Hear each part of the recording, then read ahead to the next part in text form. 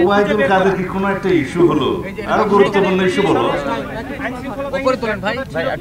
না, এগুলো আরো গুরুত্বপূর্ণ ইস্যু বলো, এগুলো সম্পর্কে আমরা মন্তব্য করাটাও তো উপযুক্ত নয় বলে মনে করি আর কি। সমস্ত ব্যক্তিদের সম্পর্কে নির্বাচনের রোডম্যাপ জনগণ প্রত্যাশা করেছিলেন মাননীয় প্রধান উপদেষ্টার কাছে, এই অন্তর্বর্তী সরকারের কাছে। সেই প্রত্যাশা আমাদের পূরণ হয়নি। নির্বাচনমুখী সংস্কারগুলো, প্রয়োজনীয় সংস্কারগুলো প্রাথমিকভাবে এবং প্রধানতম সংস্কার বলে মনে করি।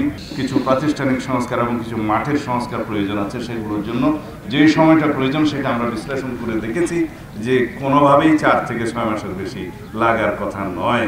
ফেসিবাদের অনেক দোসররা দেশের বর্ডারের, আমরা বলি যে নিশ্চিদ্র বর্ডার যেহেতু আমরা এখনো বাস্তবায়ন করতে পারিনি বিভিন্ন কারণে, সেই জন্য বর্ডারের বিভিন্ন ছিদ্র দিয়ে এবং ফেসিবাদের দোসরদের বিভিন্ন সহযোগিতা নিয়ে হয়তো বর্ডার ক্রস করতে পেরেছে, এটা আমাদের ধারণা এবং বিশ্বাস। এখানে অনেকেরই ব্যর্থতা আছে, সেটা নির্ধারণ করার জন্য একটা সম্ভবত আদেশ হয়েছে। দেখা যাক তাদের তদন্তে কি আসে। এটা প্রাথমিক প্রতিক্রিয়া হিসেবে সাভারের জাতীয় স্মৃতিসৌধ থেকে আসার সময়ে একটা প্রতিক্রিয়া ব্যক্ত করেছিলাম যে নেহায়েত একটি নির্বাচন সম্পর্কিত সময়ের ধারণা দিয়েছেন তিনি।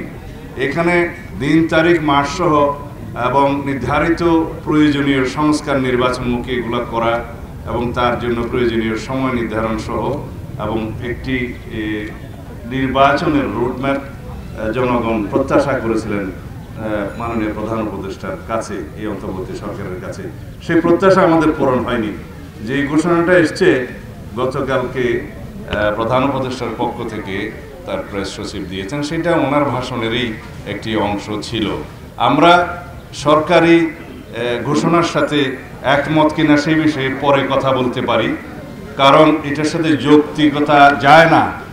সময়ের যে যৌক্তিকতা, প্রয়োজনীয় সংস্কার করার জন্য কতদিন লাগতে পারে, নির্বাচনমুখী সংস্কারগুলো, প্রয়োজনীয় সংস্কারগুলো প্রাথমিকভাবে এবং প্রধানতম সংস্কার বলে মনে করি। বসুন্ধরা ডায়াপেন্ট এখন আরো উন্নত। এই হট এয়ার থ্রো টপশিট দ্রুত শোষণ করে সোনামণিকে দেয় কোমল অনুভূতি।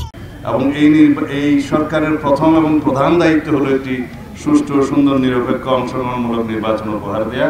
সেই লক্ষ্যে কিছু প্রয়োজনীয় সংস্কার, আইনি সংস্কার, কিছু প্রাতিষ্ঠানিক সংস্কার এবং কিছু মাঠের সংস্কার প্রয়োজন আছে। সেগুলোর জন্য যে সময়টা প্রয়োজন সেটা আমরা বিশ্লেষণ করে দেখেছি যে কোনোভাবেই 4 থেকে 6 মাসের বেশি লাগার কথা নয়। সুতরাং গণতান্ত্রিক যাত্রাপথে যাতে আমরা কোনো রকমের কৌশল প্রয়োগ না করি, সেই আহ্বান জানাবো এই অন্তর্বর্তী সরকারের। প্রধান নির্বাচন কমিশন বলেছে যে এই অন্তর্বর্তীকালীন সরকারের চাহিদা অনুযায়ী ওনারা নির্বাচন অনুষ্ঠানের জন্য প্রস্তুত আছেন। বাস্তবতা হচ্ছে যে প্রতি বছর জানুয়ারির 2 তারিখে অটোমেটিক ভোটার তালিকা আপডেট হয়, খসড়া প্রকাশিত হয় এবং সেই খসড়ার উপরে বিভিন্ন রকমের উজর আপত্তি শুনানির পরে মার্চের 2 তারিখের মধ্যে এটা সম্পূর্ণ হবে এবং সেটা ফাইনাল লিস্ট প্রকাশিত হবে। এটা হচ্ছে একটা প্রক্রিয়া। আর সেই প্রক্রিয়ার পরে ফাইনাল ভোটার তালিকা যদি হয়, ডিলিমিটেশন সহ অন্যান্য আইনি সংশোধনী যেগুলো আছে করতে সময় বেশি লাগার কথা নয়। এবং নির্বাচনের প্রস্তুতি বলতে আমরা প্রধানত এগুলোই বুঝি এবং সেই নির্বাচনের প্রস্তুতি সম্পন্ন হতে প্রধান নির্বাচন কমিশন যেটা দিয়েছেন তাতে 3 থেকে 4 মাসের বেশি যৌক্তিক সময় লাগার কথা না। আমার মনে হয় যে আমি তত্ত্বাবধায়ক সরকার ব্যবস্থা ফিরে এসছে, এটা আরেকটু সময় নিতে হবে, কারণ এটা 2টা বিষয়।